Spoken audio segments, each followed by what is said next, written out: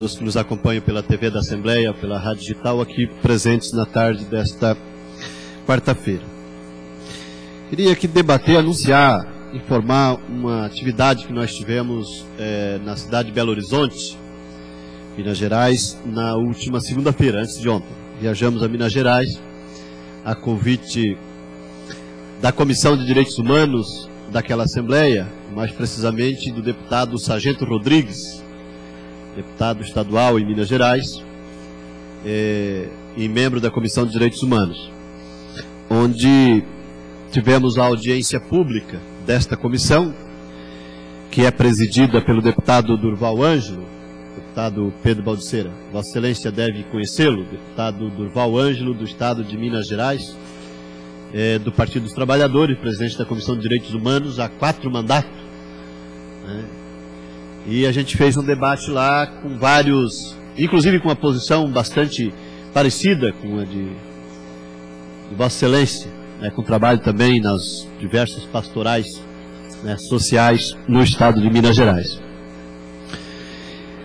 Com a presença de parlamentares estaduais de diversos estados do país, o próprio Sargento Rodrigues, que já citei, de Minas Gerais, que foi o proponente da audiência pública e deputado daquele estado, deputado Cabo Almir, do estado de Goiás, deputado Major Araújo, do Mato Grosso do Sul, deputado Cabo da Vitória, do Espírito Santo, Sargento Aragão, deputado Sargento Aragão, do estado de Tocantins, e este parlamentar.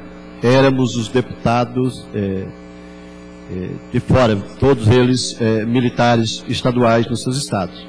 Uma das decisões foi a gente organizar um fórum parlamentar, uma frente parlamentar dos deputados militares estaduais. Estaduais, porque infelizmente federal não temos nenhum.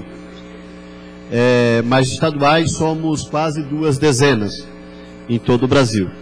Organizar um fórum que se reúna a cada 6 meses para discutir assuntos relativos às demandas dos trabalhadores da segurança pública nos estados, das instituições militares estaduais, para discutir a segurança pública no Brasil, porque os problemas são bastante parecidos, quando não iguais, os problemas de segurança pública pelo Brasil afora, as relações de trabalho pelo Brasil afora são parecidas nas diversas polícias militares, diversos corpos de bombeiros, e assim como deve ser também na Polícia Civil.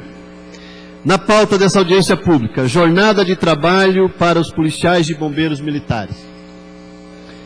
Porque Santa Catarina é o primeiro e único estado da federação que tem uma lei, e eu tenho falado tanto aqui nessa tribuna que Santa Catarina insiste em ficar mais atrasada, né, em relação a diversos assuntos, mas preciso também fazer justiça, né, com os governos anteriores, né, e com as forças dominantes do nosso estado, e dizer que em algum aspecto está na frente. Nesse aspecto está. Santa Catarina é o único estado da federação que tem uma lei que versa sobre a jornada de trabalho de servidores militares. E isso pode parecer, para quem imagina, para quem já foi militar, ou para quem é das Forças Armadas, pode parecer até uma coisa estranha. Mas não é.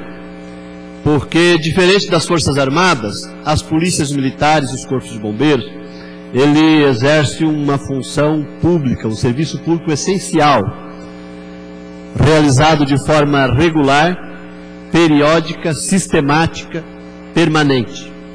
Diferente das Forças Armadas.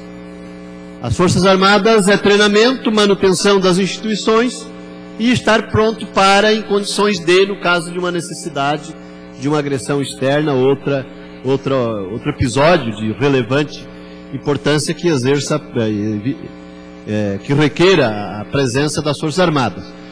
Policial militar e bombeiro militar é um servidor público. A sua função é de natureza civil, ele está relacionado permanentemente e cotidianamente com a população, com a sociedade. As Forças Armadas são treinadas para a possibilidade de enfrentar-se com o inimigo. As polícias militares e os corpos de bombeiros não. E é bom que se desenvolva essa consciência de que o nosso preparo e a nossa atividade não é para tratar com o inimigo, é para tratar com a sociedade. Mesmo aqueles que estejam em conflito com a lei, e às vezes em conflito radical com a lei, um termo bastante eufemístico, né? Não podem e não devem ser considerados inimigos. Portanto, é um serviço público essencial, permanente, regular, e, portanto, precisa de uma lei que preserve uma jornada de trabalho. Não dá de pensar a jornada de trabalho para o servidor das Forças Armadas, porque ele passa o ano inteiro sem sair do quartel, às vezes a vida inteira sem sair do quartel, para uma operação militar, e quando sai, pode sair para 2 meses, 6 meses, 1 ano, né? Então não tem como pensar uma jornada de trabalho e o pagamento do serviço extraordinário. Diferente das polícias e dos bombeiros, que precisa ter isso. Santa Catarina tem, desde 1995, a Lei Complementar 137. Na época, governo Paulo Afonso Vieira, e façamos justiça, companheiro, camarada J. Costa, na época deputado Jaime Mantelli, sargento Mantelli. Numa conjuntura em que o governo do PMDB precisava de cada um dos 3 votos que o PDT tinha à época. Então se conseguiu emplacar essa. No entanto, é preciso considerar, entre outros elementos, que estamos avançados nesse sentido. Aqui em Santa Catarina, a hora extra passou a ser considerada salário. Então os governos, sempre quando vão falar do salário do servidor de segurança pública, eles já calculam junto a hora extra que ele estaria recebendo. Na verdade, ele está recebendo se efetivamente ele trabalhar mais do que 40 horas por semana. E só nessa condição. Recebe se trabalhar mais do que 40 horas por semana. Então recebe até o limite de 40 horas mensais extras. E evidentemente que é o aposentado da reserva remunerada e quem está doente, né, quem está em curso de formação, não recebe. Então não pode ser considerado salário para que se faça justiça. Nós concordamos, e tem todo um debate de 10 anos, né, sobre a incorporação da hora extra ao salário. Nós concordamos com qualquer debate nesse sentido, desde que não se perca de perspectiva a existência de uma jornada definida em lei. Porque somos num tempo em que se trabalhava 24 por 24. O que significa isso? Trabalhar 24 horas sem descanso, direto, ir para casa, chegar em casa já perto de meio-dia e no outro dia, 8 da manhã, estar de volta, 15 para as 8, o militar se apresenta 15 minutos antes, para trabalhar mais 24 horas.